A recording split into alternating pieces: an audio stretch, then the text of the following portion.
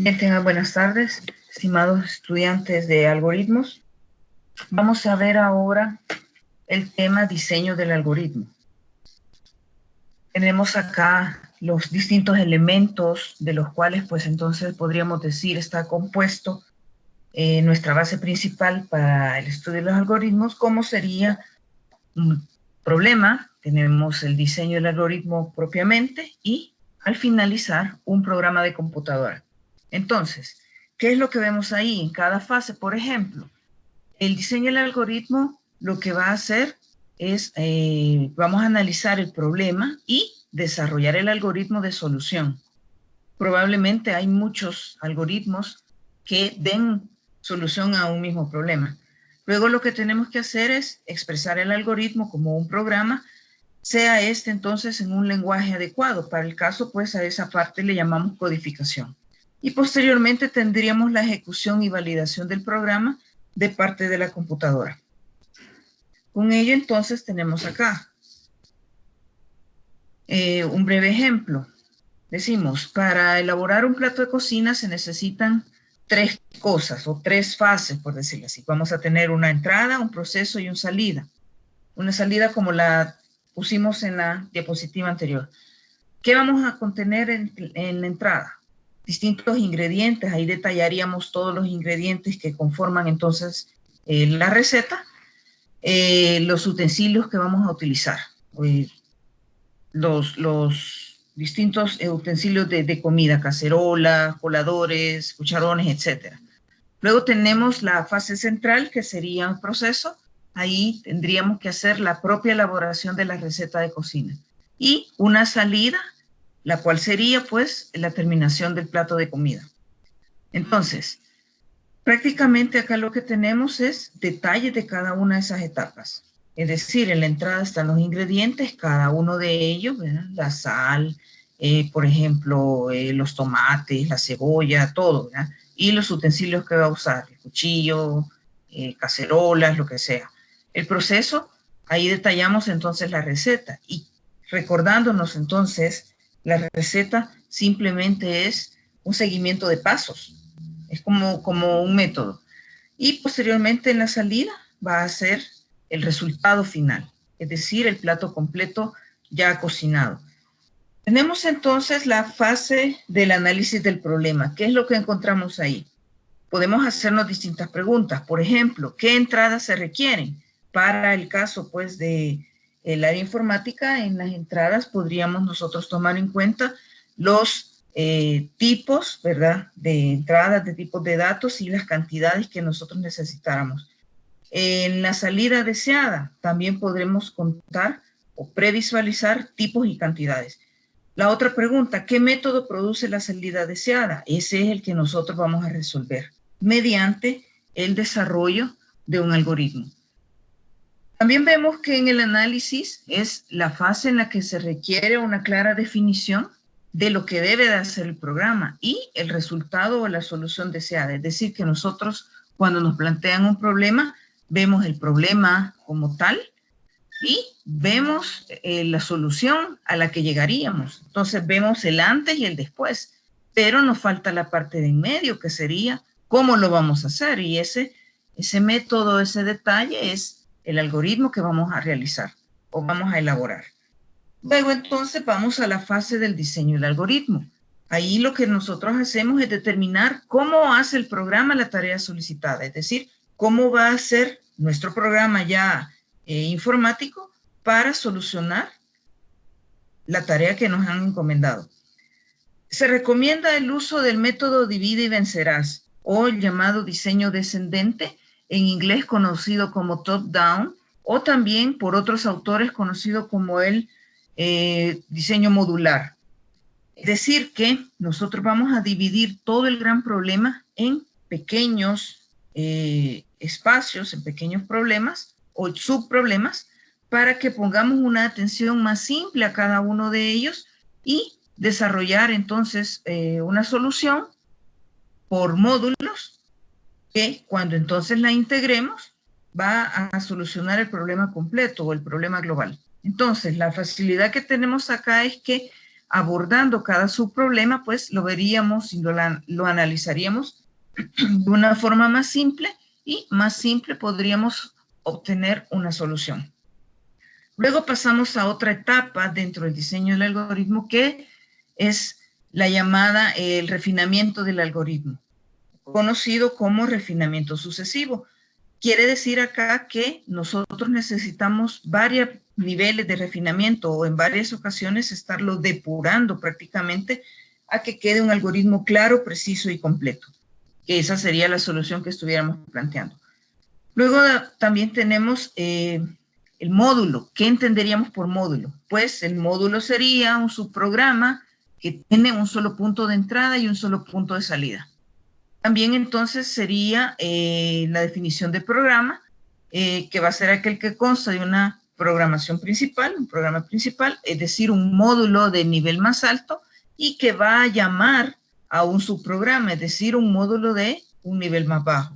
Cuando decimos llamar, es que dentro de sus instrucciones va a haber una instrucción que invoque la llamada de otro elemento u otro subprograma. Entonces, eso es lo que nosotros llamamos, o entendemos ese momento que lo llama. Luego tendremos que los módulos deben de ser planeados, codificados, comprobados y depurados de manera independiente. ¿Por qué? Porque cuando entonces ya los integremos, ya no vamos a tener aquella duda de que si funciona o no funciona. Al contrario, ya sabemos que todos funcionan por separado, entonces cuando se integre va a existir una menor posibilidad de error, que algo falle. Luego también vemos el proceso que implica programar el módulo, es decir, que hay que comprobar que cada módulo funcione, y de ser necesario tendremos que depurarlo las veces que sean, a manera de que quede todo listo. Aquí combinamos entonces ya sea el módulo principal que estamos trabajando con los otros módulos. Tenemos entonces una definición en sí de lo que es el diseño del algoritmo, que va a ser el proceso que convierte los resultados del análisis del problema en un diseño modular con refinamientos sucesivos que permitan una posterior traducción a un lenguaje. Entonces, eso es lo que nosotros entendemos como diseño del algoritmo.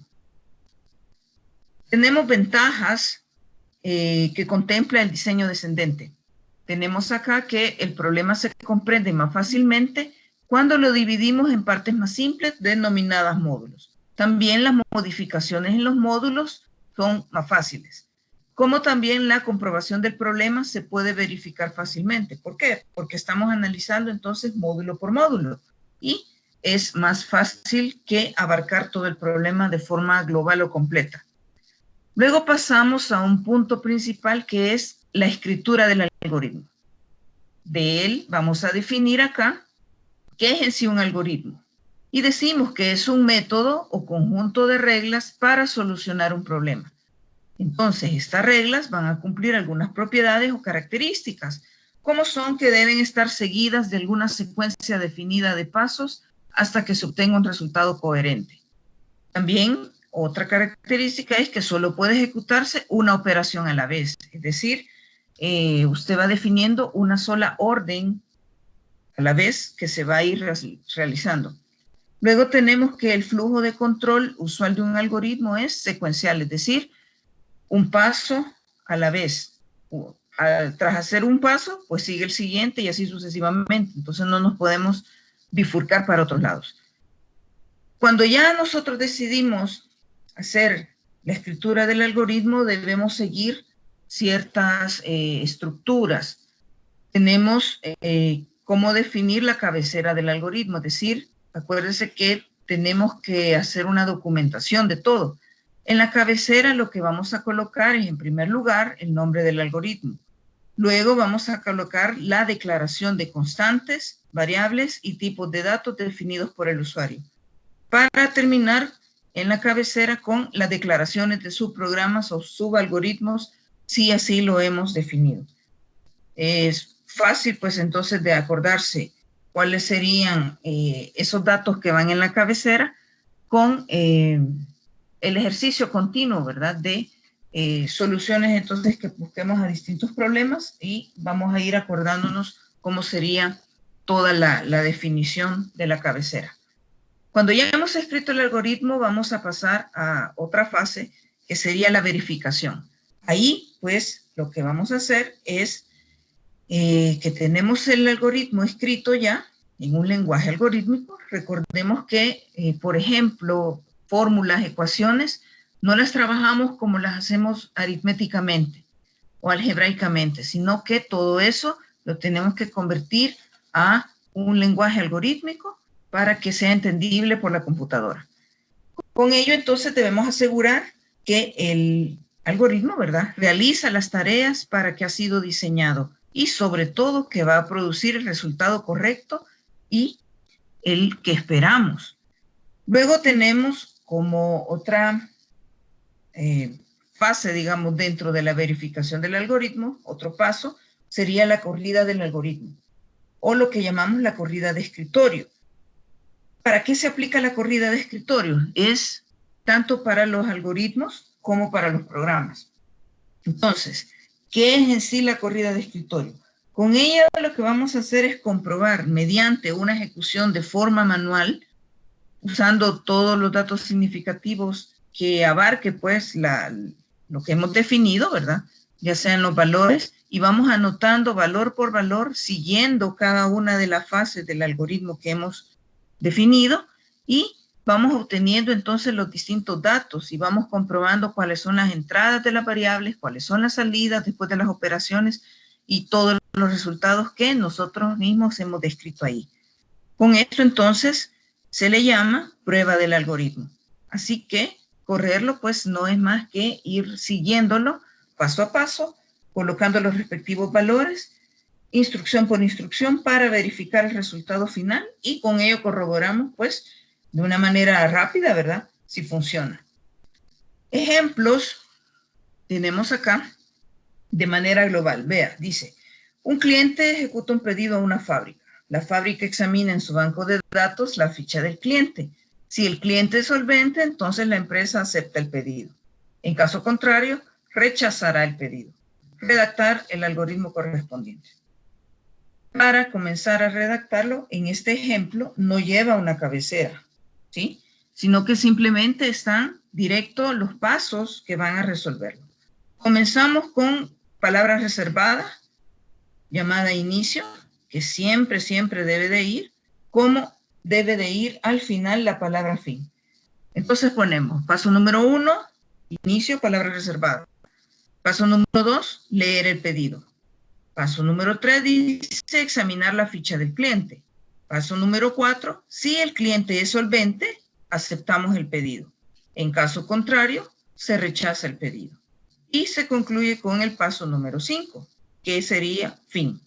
Entonces, note que acá lo que se redacta, por decirlo así, es los pasos, a grosso modo, a especie de establecer un método a seguir para que obtengamos el resultado como respuesta al problema que nos plantearon. Entonces, sencillo, ahí dice que si el cliente no está solvente, pues no despachamos ningún pedido, ¿sí? Si estuviera solvente, despachamos el pedido que nos ha solicitado. Entonces, ahí están definidos en 5 pasos, macropasos, cómo es la solución. Luego tenemos acá otro ejemplo, ya un poquito más complejo.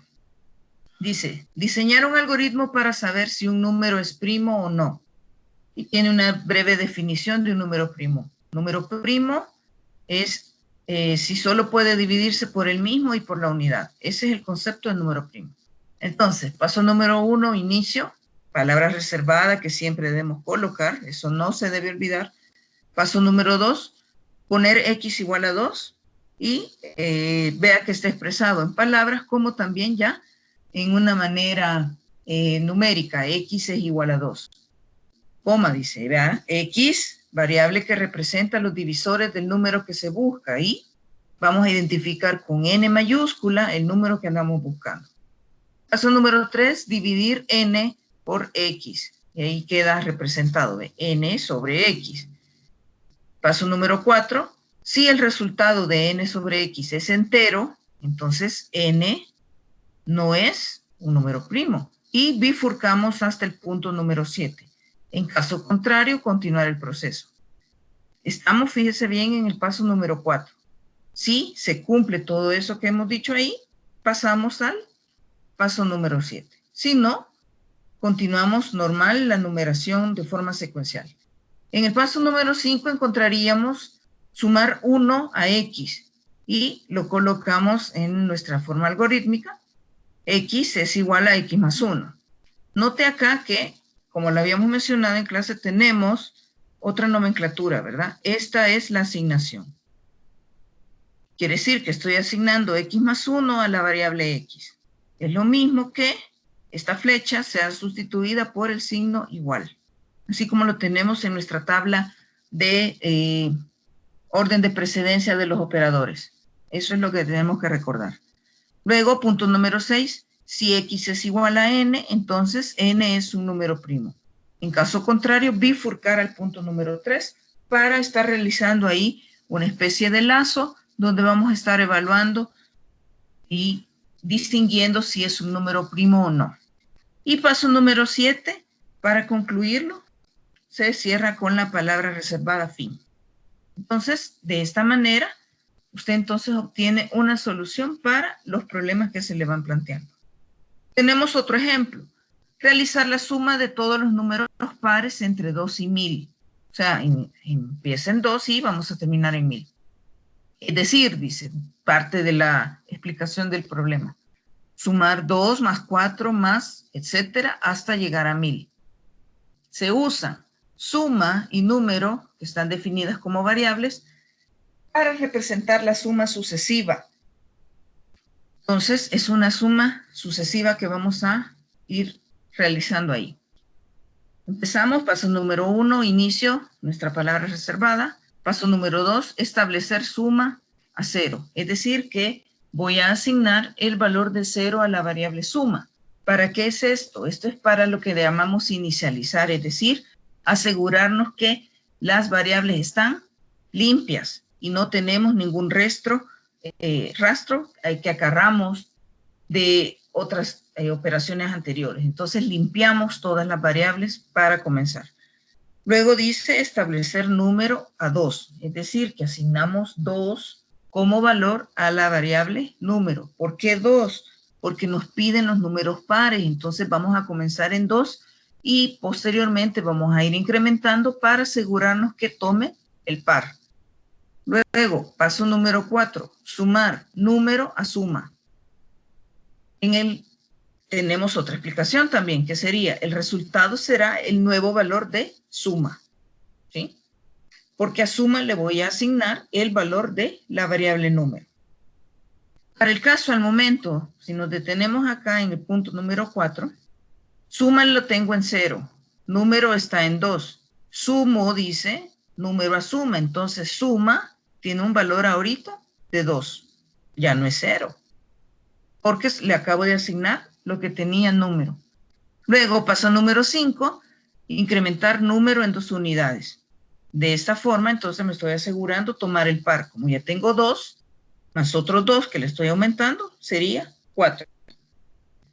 Paso número 6, si número es menor o igual a 1000, bifurcar al paso 4. O sea, no he cumplido de llegar todavía al número 1000, sigo asignando, realizando la suma sucesiva y cambiando al siguiente par, es decir, incrementando en 2 unidades más la variable número y así sucesivamente, todas las veces que sean necesarias hasta llegar a 1000. En caso contrario, dice escribir el último valor de suma y terminar el proceso. ¿Cuál sería el caso contrario? Cuando yo ya llegué entonces al valor, ¿sí? Entonces en suma, cuando lo imprima, voy a tener la suma sucesiva de todos los números pares comprendidos entre 2 y 1000. El paso número 7, cierro con palabra reservada, fin. Luego tenemos algunos otros conceptos o definiciones. Por ejemplo, dato, dice, es una pequeña parte de información que por sí sola no dice nada, pero que en conjunto forma lo que nosotros llamamos información. Es decir, que también podemos entender que dato es una información de tipo parcial, ¿sí? pero realmente dato no da ningún mayor indicio para entender entonces o un concepto o tener una información completa. Por el contrario, ¿verdad? Cuando yo tengo la información, estoy refiriéndome a un conjunto de datos estructurados o procesados. Eso es el concepto de información. Luego tenemos que los datos, por sencillos que parezcan, siempre están relacionados a un tipo, ¿sí? Y esto pues ya lo habíamos estipulado, ¿verdad? En la anterior presentación, donde teníamos todos los tipos de datos. Luego tenemos, a grosso modo, porque ya lo habíamos visto anteriormente, los tipos de datos, ¿verdad? Por ejemplo, habíamos dicho que los dividíamos en simples, en complejos. Dentro de los simples tenemos los numéricos, donde van concentrados los enteros y los reales. Luego tenemos como datos simples también los de tipo lógicos y los de tipo alfanuméricos. Y en los complejos tenemos los arreglos que sean también en dos tipos, los unidimensionales y los multidimensionales. Pues un arreglo unidimensional es lo que llamamos un vector y un arreglo multidimensional es una matriz. También las estructuras son datos de tipos complejos. Luego también tenemos ahí la clasificación de los datos simples, como lo mencionábamos, donde están los numéricos, que son los que permiten representar valores escalares de forma numérica. O sea, ahí van los enteros y los reales. Los enteros, pues, entonces los definimos. Pueden ser positivos o negativos. Y, por ejemplo, están los números así al azar. 10, 0, 1358 son enteros, ¿verdad? Y tengo, por ejemplo, menos 456, que también es un entero negativo.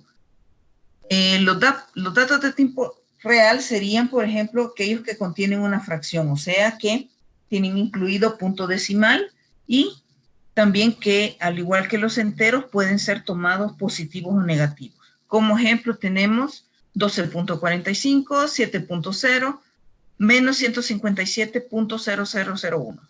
Esos son reales. Luego, en los datos de tipo lógico, encontramos aquellos que pueden tomar cualquiera de dos valores, ya sea cierto o falso, según lo que represente, ¿verdad? En un resultado de una comparación entre varios tipos de datos, sean estos numéricos o alfanuméricos.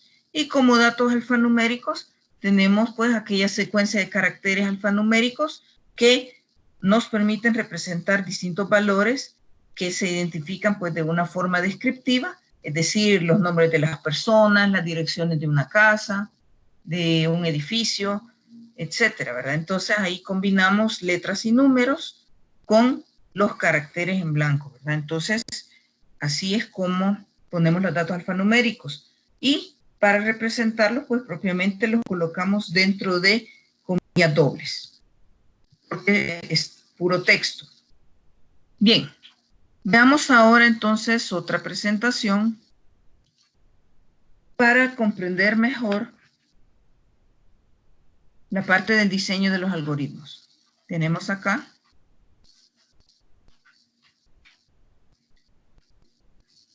diseño de algoritmos también. Un breve recordatorio, dice. Un algoritmo, decíamos que lo podemos definir como una secuencia de instrucciones que van a venir a representar un modelo de solución para determinado tipo de problema. ¿Qué es un problema? Lo habíamos definido también y pues simplemente podríamos decir que es una situación que sale de lo que nosotros esperábamos, ¿verdad? Y en ello pues encontramos problemas. También hay que recordar que cuando nosotros creamos o diseñamos un algoritmo, estamos planteando una de las posibles soluciones. Es decir, que pueden existir más de una solución para un mismo problema planteado. ¿Cuál va a ser la mejor? Usted con el tiempo también lo va a ir decidiendo, que son las que están mejor o explicadas, o sea, son más explícitas y que directamente entonces encuentran la solución al problema que nos dan. Por ejemplo, tenemos acá dos tipos de algoritmos que vamos a ver en esta presentación, por decirlo así. Vea, un algoritmo donde usted no tiene necesidad de poner el encabezado que mencionábamos anteriormente, porque no vamos a definir constantes, ni variables, ni subprogramas, ni submódulos, sino que es una explicación general, es decir, vamos a buscar un método para hacer una solución a lo que nos preguntan. Entonces, acá no ponemos encabezado de ningún tipo. Tenemos así, a grosso modo, cómo sería el proceso para hacer, por ejemplo, un huevo estrellado. ¿Sí? Entonces, decíamos también anteriormente que los algoritmos nosotros los encontramos en la vida cotidiana. Para todo hay un algoritmo, es decir, para todo hay una secuencia de pasos que al seguirla vamos a resolver algo. Entonces, nos piden, por ejemplo, hacer un huevo estrellado. Paso número 1, tomamos el encendedor. Paso número 2, abrimos la perilla de la cocina. Paso número 3, colocar la sartén sobre la hornilla. Paso número 4, colocar aceite al sartén. Paso número 5, esperar a que esté bien caliente el aceite. Paso 6, tomar el huevo y quebrarlo sobre la sartén. Paso número 7, tomar una cuchara y cubrir con el aceite el huevo. Paso número 8, esperar a que esté cocida la yema. Paso número 9, tomar una espátula y escurrir el huevo. Y paso número 10 sería colocar el huevo estrellado en el plato. Entonces, mediante esta secuencia se logra el resultado final. ¿Cuál sería? Que nos pidieron hacer un huevo estrellado. ¿Sí? Entonces, nosotros vemos cuál es el problema que nos ponen, que sería el enunciado, ¿verdad? Hacer el huevo estrellado, y visualizamos el final. Ya el huevo estrellado servido en el plato. Entonces, la parte central, que es el proceso, es el cómo lo hace, son esta serie de pasos. Hay otras personas, pues, que lo hacen de otro modo, ¿verdad? Pero, pues, esa es otra solución al mismo problema. Luego veamos otro ejemplo también de ese mismo tipo. Nos piden que hagamos un algoritmo para hacer una taza de café. Entonces, paso número 1 dice, tomamos una olla. En el 2, colocamos la cantidad de agua deseada en la olla, o sea, calculando lo que le cabe a la taza. Paso número 3, tomar el encendedor. Paso 4, abrir la perilla de la cocina. Paso 5, encender la hornilla. Paso 6, colocar la olla sobre la hornilla. Paso 7, esperar a que hierva el agua. En el paso 8, apagar el fuego. Paso 9, verter el agua caliente en una taza. En el paso 10 tenemos agregar un sobre de café a la taza. En el paso 11, agregar azúcar. Y en el paso 12, agitar con una cuchara para mezclar el café y el azúcar. Y de esa manera, entonces, usted ya tiene una taza de café preparada. Vamos. Puede haber otro tipo, ¿verdad? Por ejemplo, si no lo hace en la cocina, sino que de un solo lo vierte todo y lo coloca en un horno microondas. Entonces, ese es otro procedimiento y al final vamos a llegar al mismo resultado, tener una taza de café preparado. ¿Me explico? Entonces, hay distintas maneras de llegar a hacer lo mismo. Algunos ejercicios, ya siguiendo entonces la estructura que nos solicitan, ¿verdad? Que habíamos descrito, es decir, poniendo la cabecera, sería, por ejemplo, realizar un algoritmo que haga la suma de dos números y despliegue el resultado. Entonces, ¿qué nos pedía el encabezado? Colocar primero el nombre del algoritmo. Procedo a esto. Algoritmo, entre comillas dobles, pongo suma de dos números. Luego voy al paso de la definición de constantes y variables. No tengo constantes. Acá hay un punto donde varios se me equivocan. Por ejemplo, ponen que constante es, como le dijera, en un ejercicio que habíamos puesto anteriormente de la talla de zapato, ¿sí? Lo ponen como que va a ser constante. Eso no es constante. La talla de un zapato va a ser variable para cada tipo de persona, incluso para la misma persona en su proceso de crecimiento. Es decir, yo ahora calzo un número de zapato, a esta fecha, pero pues empecé con zapatos más pequeños, ¿sí? Y así van cambiando dependiendo del estilo del zapato también. No es lo mismo una talla en un tenis que una talla en un zapato formal. ¿Me explico? Entonces, eso no es algo constante. Entonces, vamos a definir, fíjese bien, constante es aquel valor que desde que empieza la ejecución de un programa hasta que termina, no cambia. Esa es la definición de una variable, de un identificador constante. Como de una variable, pues entonces el valor desde que inicia el programa hasta que termina ha sufrido cambios en todo ese proceso y por eso es variable. Como también va a cambiar de persona a persona. Por ejemplo, yo quiero leer en mi base de datos 10 registros que corresponden a 10 personas. Son variables los datos ahí, porque para una persona es uno, para la persona número 9 es otro y así sucesivamente. Entonces, cambia. ¿Estamos? Esto viene desde la clase cuando nosotros definimos los identificadores. Ojo, eso es bien importante también. Un identificador va a ser cómo usted va a nombrar aquel espacio donde va a colocar entonces el nombre adecuado, ya sea pues de una variable o de una constante. Entonces, dividíamos los identificadores en esos dos tipos. ¿Sí? Ya he explicado eso, entonces paso a la parte donde decíamos, no tengo valores constantes, entonces no coloco esa parte dentro del encabezado. Paso al siguiente nivel, por decirlo así, que sería mi definición de variables, y lo coloco con mayúsculas, var, 2 puntos, y en el siguiente renglón empiezo a definir uno por uno. Voy a colocar número 1, ese va a ser mi identificador para el primero de los números que voy a solicitar.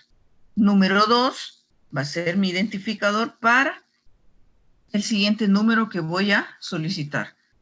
Para cada uno de ellos, tanto número 1 como número 2 son variables para mí. Por eso lo he definido aquí. Aquí dice var, son variables. Ahora me falta ponerle un tipo. Ya le puse un nombre. Ahora, ¿qué tipo de datos voy a ponerle? Lo voy a trabajar de tipo real, ¿sí? Es decir, aquel que lleva decimal. Resultado, esa es mi otra variable. Va a ser también de tipo real. Vea que aquí puedo definir, podría haberlo definido todo junto aquí, en un mismo renglón.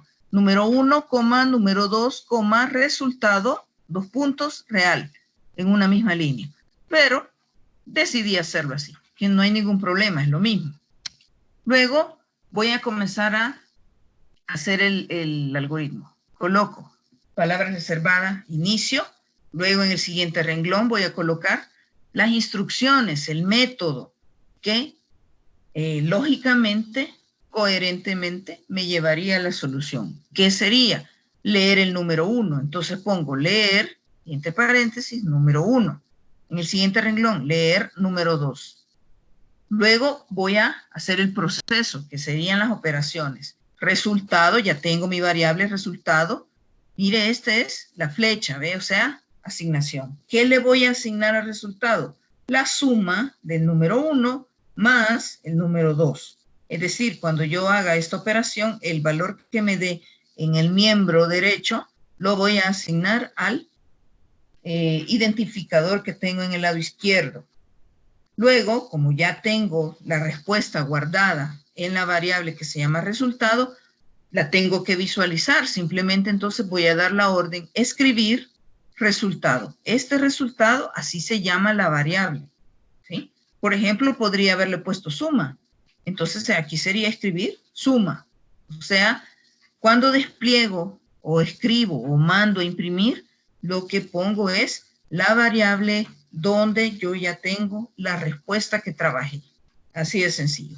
Luego entonces cierro el algoritmo con la palabra reservada fin. Otra cosa que de notar acá es que tenemos que identar las partes del algoritmo. Vea, las palabras reservadas, inicio y fin, van a un mismo nivel. Pero todas mis instrucciones para que resuelvan el problema están identadas con respecto a este nivel. Es decir, están más a la derecha y todas alineadas. Entonces, así es como deben de colocarse para que de una forma visual sea más fácil identificar, por ejemplo, algún tipo de error o algo. Bien, pasemos a otro algoritmo. El problema nos pide realizar un algoritmo que lea dos números enteros de teclado y realizar la resta, multiplicación y división de dichos números, desplegando el resultado. Como hay distintos medios, ¿verdad? Entonces, acá está pidiendo que los números sean ingresados por el teclado. ¿Cómo puedo haber hecho, pues, una subida de datos a través de otro dispositivo o irlos a leer directamente a la base de datos? Es decir, que no los pido por ingreso. ¿Estamos? Pero acá entonces dice que son por teclado y, ojo, tengo que leer muchas veces o varias veces hasta tener claro cuál es el problema. Al mismo tiempo, el enunciado me dice cuáles son aquellos datos con los que yo ya cuento y qué es lo que me está pidiendo. Entonces, voy a nombrar el algoritmo para empezar a hacer la cabecera. Algoritmo, entre comillas dobles, resta, coma, multiplicación y división de dos números. Así se va a llamar todo mi algoritmo. Luego no tengo valores constantes, paso, voy al siguiente nivel, que sería mi declaración de variables, coloco var entre mayúsculas, en letras mayúsculas, dos puntos, y a continuación voy a poner las variables, es decir, sus identificadores que yo voy a colocar para entender qué datos voy a llevar, etc. Número 1, número 2 son de tipo entero. ¿Por qué son enteros? Aquí lo dice mi enunciado, que voy a leer dos números enteros, dice, de teclado. Luego voy a redactar el nombre de los identificadores para ir teniendo los resultados de cada operación que me están solicitando. ¿Vale? Le voy a nombrar result resta. Vea cómo los pongo, ¿ve? Unidos, como estoy uniendo dos palabras en una misma nueva palabra, con inicial mayúscula para diferenciar las dos palabras ahí, ¿ve? Result resta, result mul, result div. Usted le pudo poner de cualquier otro modo, ¿sí? Entonces yo acá le estoy colocando esa identificación. Tipo entonces de datos que van a ser entero. Luego entonces palabra reservada inicio para comenzar. Leer número 1, número 2. ¿Sí? Es decir que acá entonces como cabal los pide, ¿verdad? Y ningún solo los lee, ¿sí? Esto es para irlo como acortando, pero al final vamos a ver que valida también otra forma cuando lo hace uno por uno y colocando un texto previo. Entonces decimos leer número 1, número 2. Luego asigno a mi variable result resta número 1 menos número 2. Es decir, lo que yo obtenga de este proceso va a ir guardado en la variable llamada result resta. De la misma manera, result mul va a coger número 1 por número 2. ¿Sí? Y result div va a tener número 1 entre número 2. ¿Sí? Entonces yo ya armé las variables con las respuestas. Es decir, cuando yo ya hago esta operación, el resultado de aquí se guarda aquí. El resultado de estas dos se guarda aquí. El resultado de estas acá. Ahora yo ya tengo lleno esto, por decirlo así. Y ya lo hizo la computadora. Pero mientras yo no le diga que lo escriba o que lo despliegue en pantalla, no voy a ver lo que ya procesó. Entonces, para ello tengo que escribir la palabra, ¿verdad? Escribir, y vamos a verlo después, donde dice result resta, coma, result mul y result div, y todo entre paréntesis. Entonces, cada uno de estos resultados va a ir separado por una coma. Y luego cierro palabra reservada, fin. Entonces, es fácil como nosotros, paso a paso, vamos definiendo lo que deberíamos hacer para obtener el resultado a lo que nos piden. Tenemos otro ejercicio acá. Dice, realizar un algoritmo que calcule el salario neto de un trabajador en función del número de horas trabajadas, precio de hora de trabajo y considerando unos descuentos fijos al sueldo bruto en concepto de impuesto del 20%. Entonces, vuelvo a leer y leer las veces que sea necesaria el enunciado de mi problema para obtener de él los datos. ¿Cuáles serían? Los escribo aquí, ¿sí? Los datos que tengo, como incluso ya están probablemente acá en prosa, como decimos, ¿verdad? Las fórmulas que voy a utilizar, ¿sí? O sea, no va a decir usted, es que mire, no lo puedo hacer porque no me dan las fórmulas. Acá están implícitas. Lo que pasa es que se deben de deducir. Vaya, tenemos entonces nuestro salario neto, ¿sí? Que lo podremos llamar SN, va a ser igual al salario bruto menos el descuento. Aquí lo dice, ¿ve? Al sueldo bruto, ¿no? Sueldo bruto. Luego el sueldo bruto va a ser las horas trabajadas por el precio de la hora de trabajo. Acá está. Luego, esto lo expresamos ya en forma de fórmula, ¿ve? Sería el sueldo bruto va a ser igual a HT, que ya va descrito como los identificadores que yo pondría, ¿ve? HT por PH. Así. Ojo, así como usted lo defina en sus variables, así tiene que trabajarlos en los procesos. Es decir, respetar mayúsculas y minúsculas como usted las puso. Ojo, cuando entonces nosotros definimos identificadores, no podemos poner espacios en blancos ni tildes, ¿sí? Esas son reglas y ya las habíamos visto. Debe comenzar con una letra desde ya sea de la A a la Z. El segundo carácter del identificador puede ser un número, si no pueden ser letras también. Y para unir nombres podemos ponerlos juntos, diferenciando mayúsculas, minúsculas entre cada nombre. Se puede poner guión bajo, ¿verdad? Para poderlas unir, como también puedo unirlas a través del punto, ¿sí? Esas son las reglas. Entonces, ojo, se tiene que aprender esas reglitas básicas al momento de hacer sus identificadores para que no haya ningún problema. Entonces decíamos, continuando, tengo el sueldo bruto, va a ser HT por PH, y el descuento va a ser igual a SB, que es el sueldo bruto, por el 0.20, ¿verdad? Que aquí me dice que sería el impuesto que le va a aplicar. Entonces, comienzo a desarrollar mi algoritmo. Le pongo un nombre según la cabecera. Algoritmo, entre comillas dobles, cálculo de salario neto de un trabajador.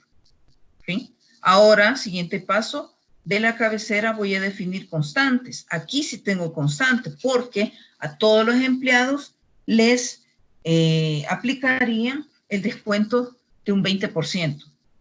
No es que para unos un 20, para otros un 5, nada. Eso no lo dice el problema. Dice 20%.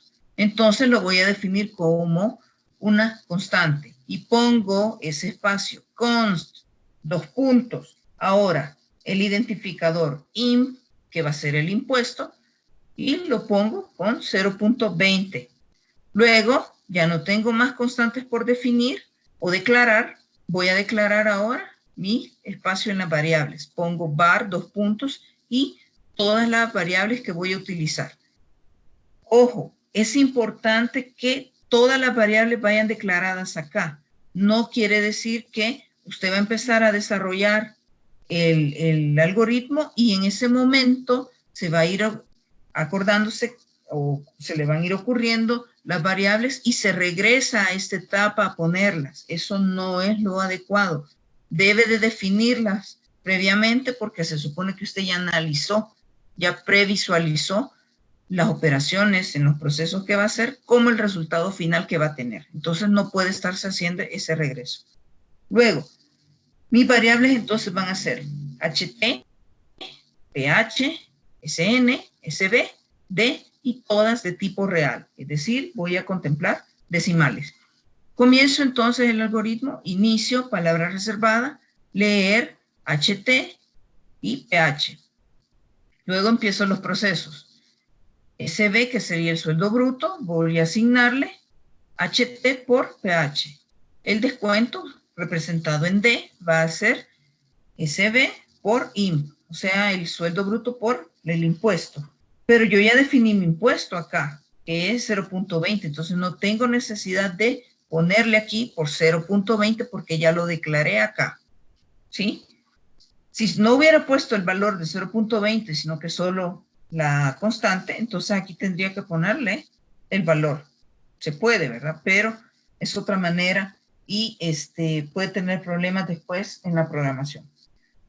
Luego, SN, que sería el sueldo neto, va a ser SB menos D.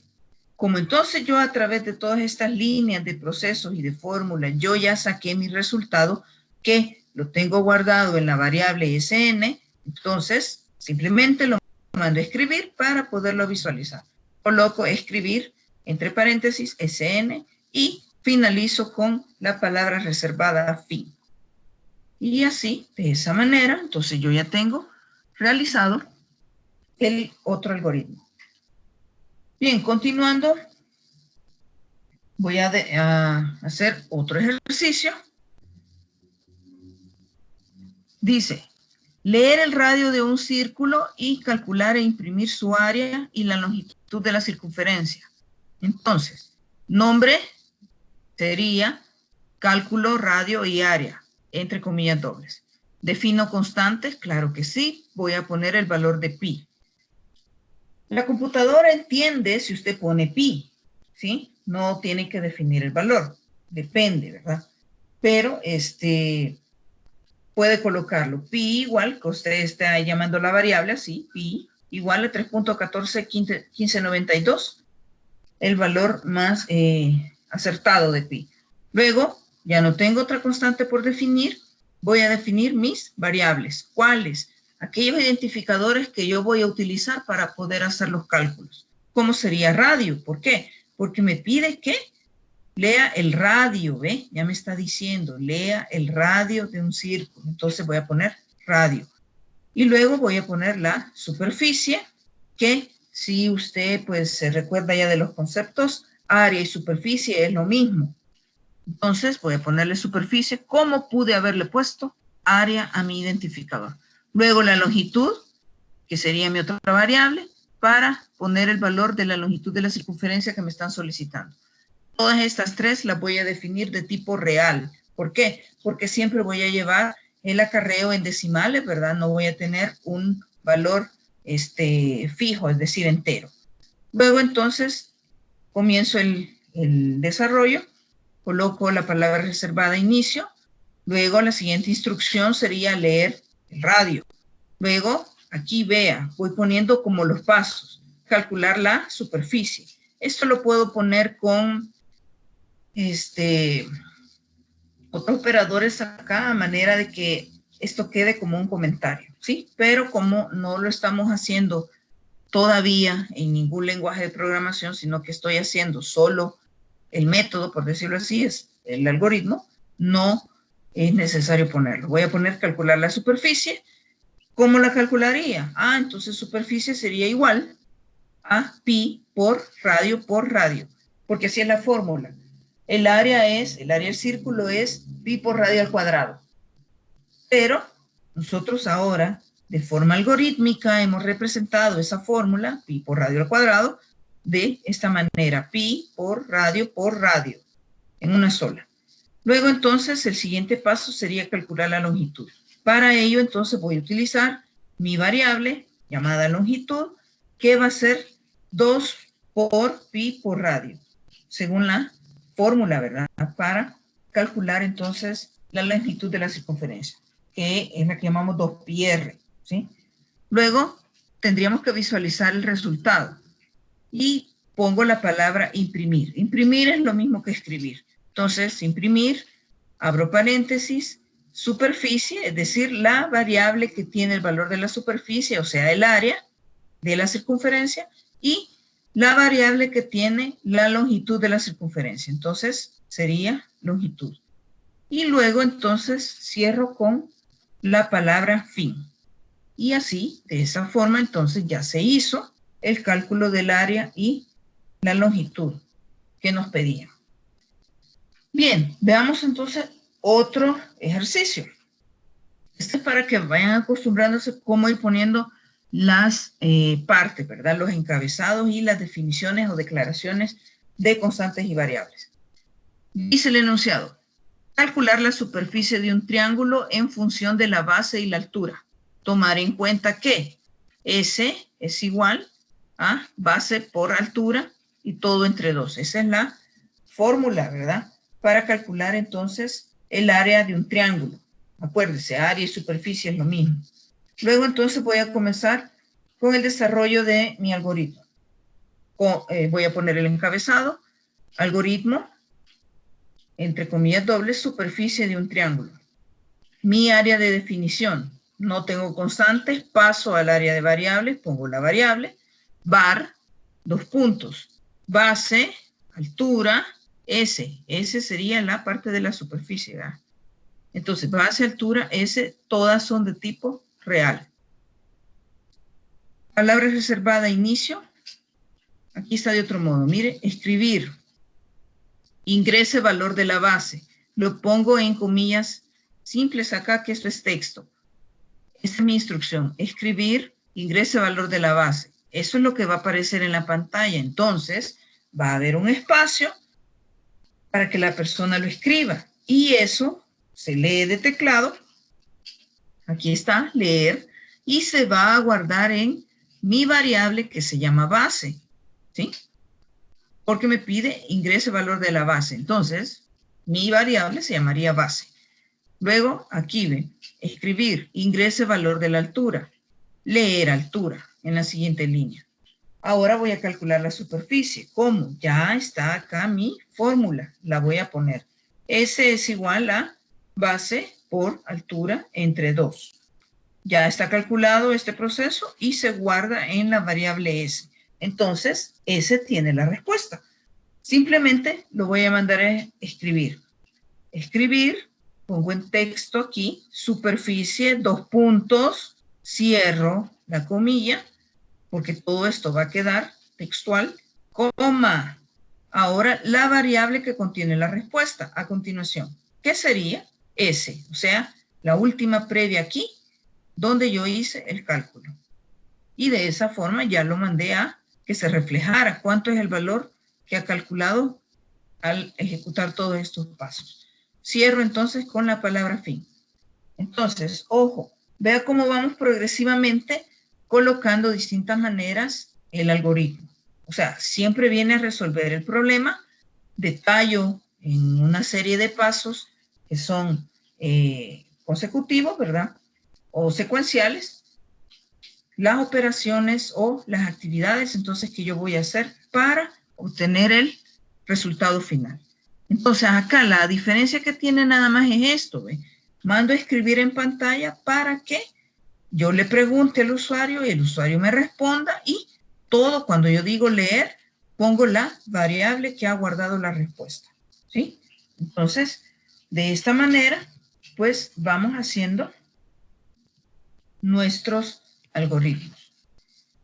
Bien, entonces, esta ha sido la clase y vamos a dejar asignado la actividad para esta clase. ¿Cómo sería? Aquí. Es un documento que le voy a colocar en el servicio de documentos de nuestro salón virtual, que se llama Guía de Ejercicios, otros algoritmos. Acá tenemos, ¿ve?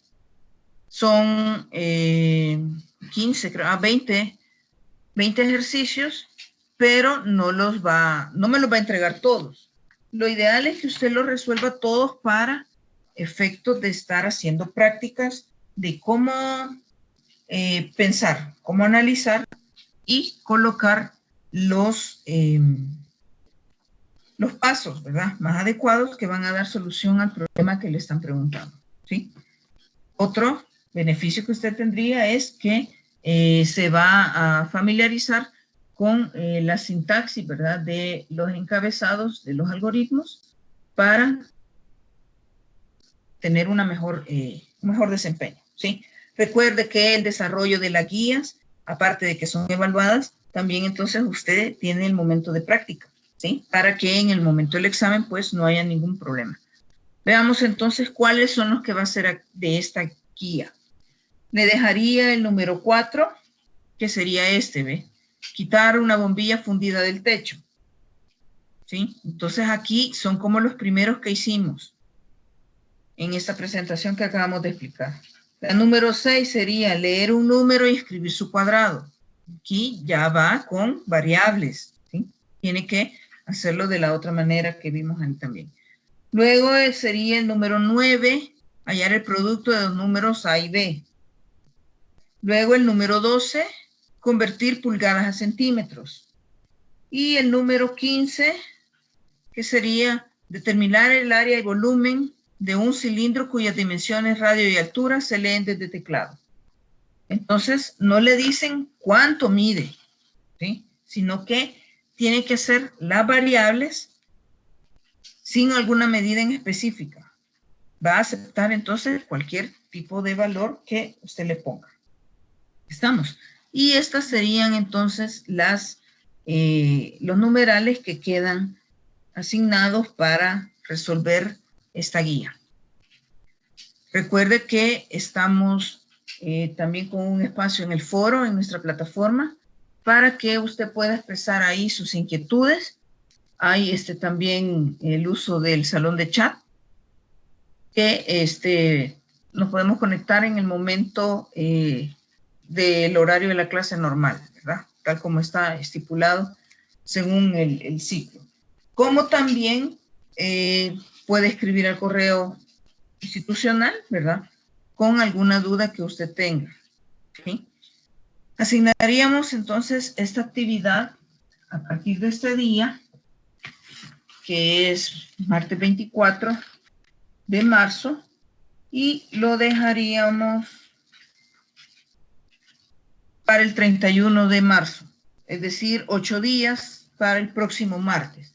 8 días para que usted lo resuelva y lo entregue en plataforma.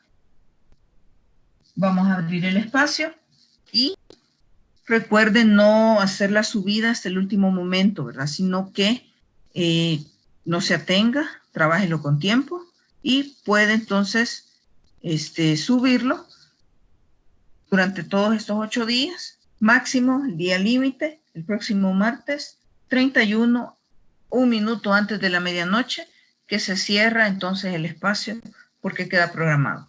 Así que espero pues que se haya comprendido y nos seguimos viendo próximamente. Gracias.